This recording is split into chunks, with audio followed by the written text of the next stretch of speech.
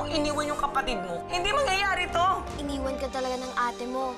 Dahil ayaw niya sa'yo. Huwag kang matakot. Magkasama tayo. Nang dahil sa matinding trauma, magbabago ang pagkatao ni Rodora. Luksan!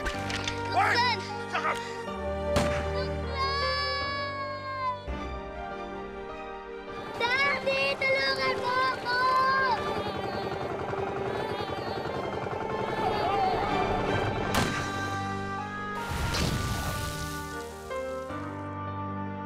Nasaan ang anak natin? Hindi pa rin nila nakikita si Rodora.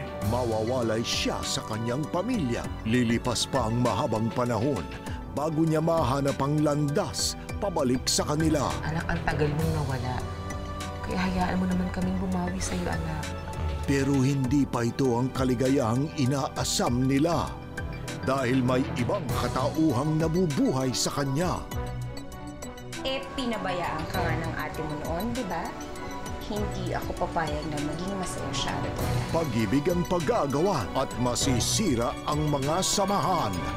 Makikilala na si Rodora X ngayong January 27 na